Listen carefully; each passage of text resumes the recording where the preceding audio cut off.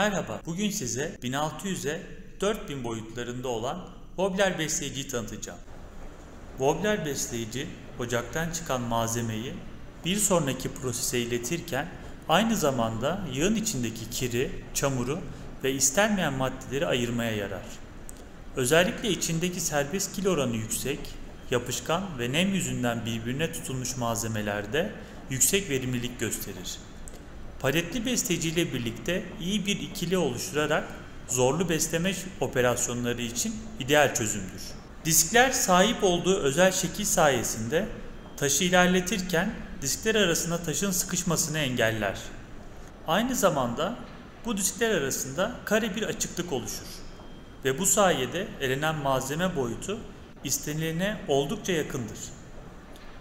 Diskler çelik döküm olup aşınmaya karşı yüksek mukavemete sahiptir.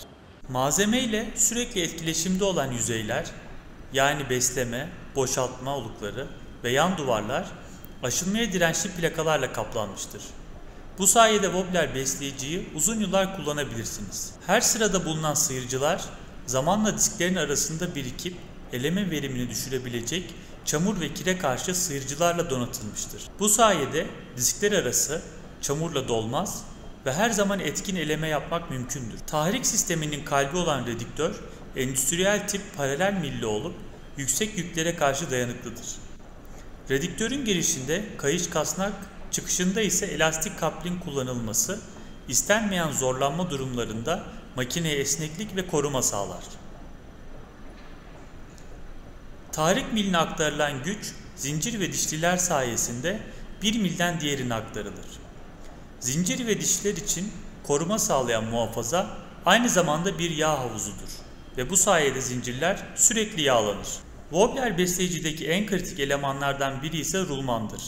Silindirik masuralı rulmanlar mekanik zorlanmaları tolere eder ve uzun kullanım ömrü sunar. Rulman yatakları, keçeler ve labirentler sayesinde rulmanı kir ve toza karşı korur.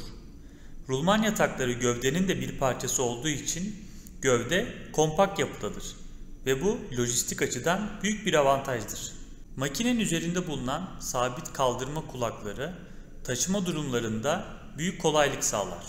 Başta ve sonda bulunan devir sensörleri sayesinde herhangi bir acil durumda ve devir değişikliğinde makine acil duruma geçer ve sistemi durdurur. Böylelikle hem iş güvenliği hem de makinenin diğer parçalarının korunması için önlem alınmış olur. Diğer videolarımızı görmek için Mega Global YouTube sayfasını ziyaret edebilirsiniz.